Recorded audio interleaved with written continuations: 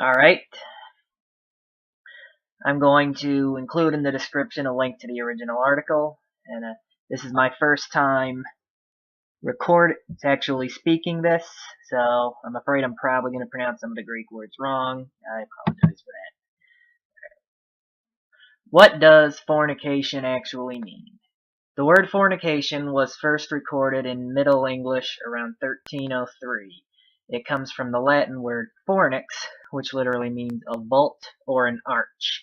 So what does a vault or an arch have to do with committing fornication? At that particular time in Rome, prostitutes solicited customers in archways. It was like a red light district is today.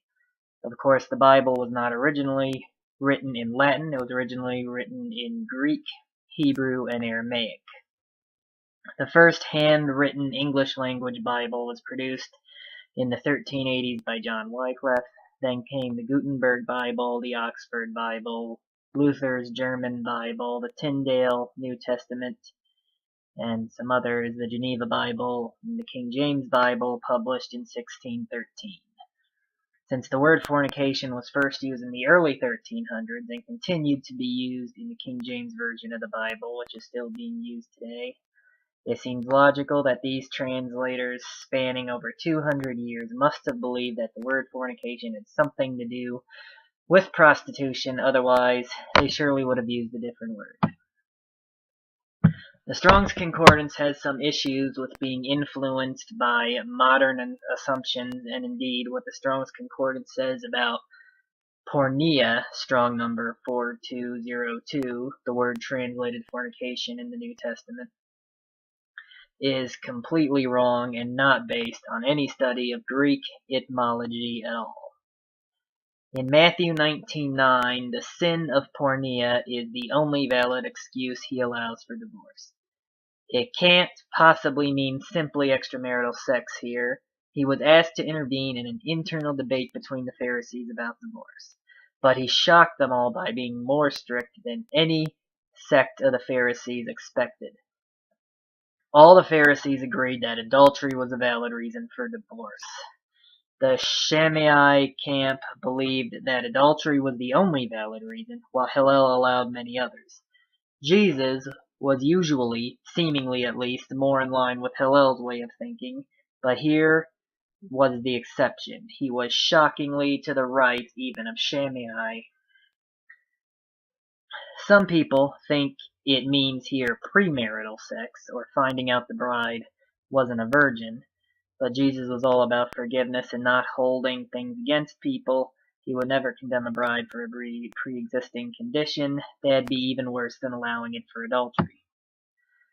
Prostitution is the sin Gomer, the wife of Hosea, was guilty of, and for which he divorced her. The only time in the Bible a divorce happens because God instructs it. But in the long run, God prefers forgiveness even for this offense. The story is ultimately an analogy to Israel's spiritual adultery and prostitution with other gods. People often tie this into Deuteronomy 24, the beginning of that chapter, especially if they want to say Jesus wasn't really doing away with the law but clarifying it. But it was in chapter 22 that Deuteronomy dealt with if a husband accuses his bride of not being a virgin. Defilement in Deuteronomy could refer to anything in Leviticus 18 as well as prostitution. Jesus made it clear his teaching on divorce was about how it was only to appease man it was allowed under the law of Moses at all. That Gomer's sin is what Jesus meant is the most biblically sound and logical conclusion from using Scripture to interpret Scripture. Porneia derives from perneo, which means to sell off. Putting that meaning in a sexual context clearly means prostitution. Another related word used in the Bible is pornos, word origin Greek, strong number 4205, which is 5 times translated fornicator, but 5 other times whoremonger, which typically means one who visits prostitutes. King James English simply didn't know how to communicate the idea of a male prostitute.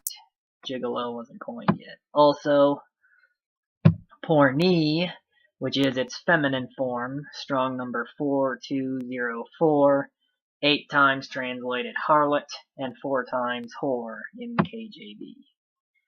So as you can see, it's about prostitution, not simply any and all sexual activity one doesn't like. 1 Corinthians 6:13 and up, when talking about fornication, explicitly defines it. Shall I then take the members of Christ and make them the members of an harlot? God forbid. What, know ye not that he which is joined to an harlot is one body? For two, saith he, shall be one flesh. Revelation 17 also used fornication to describe the allegorical prostitution of the whore of Babylon. Now sometimes words affiliated with prostitution are usually used more loosely to express disapproval of sexual behavior.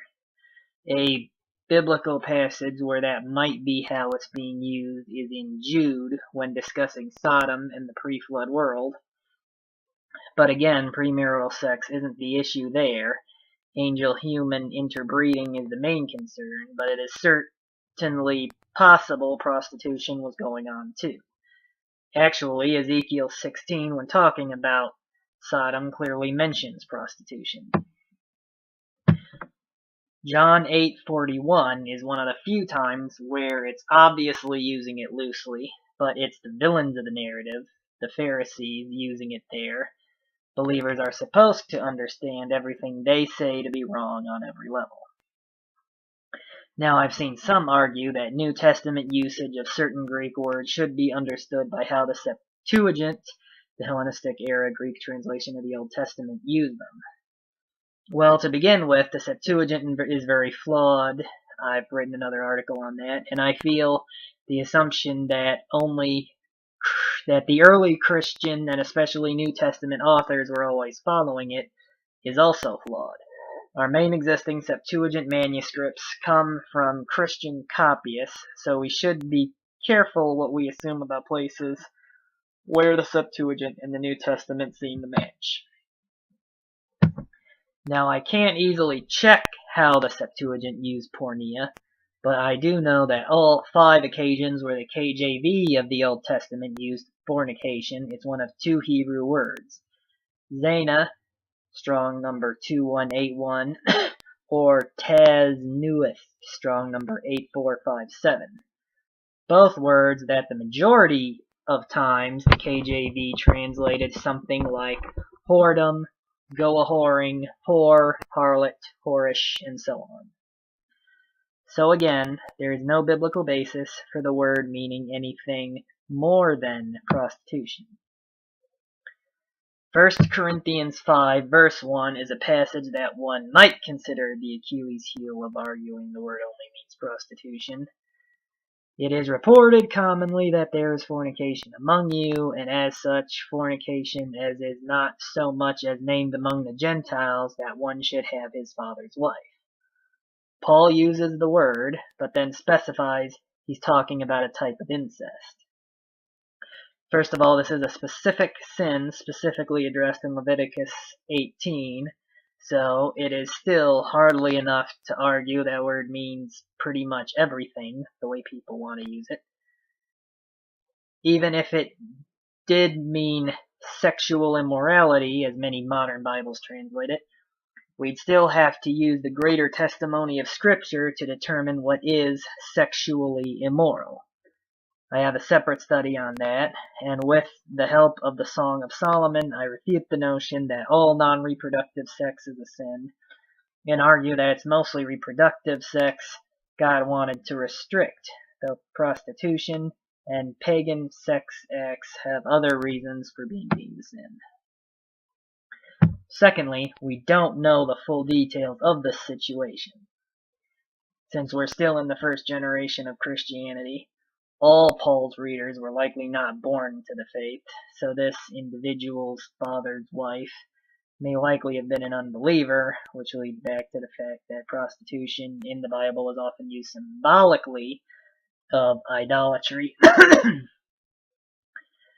That's what the strange woman discussed repeatedly in Proverbs is really about. All the words translated strange there mean pagan or heathen, foreign in a spiritual sense.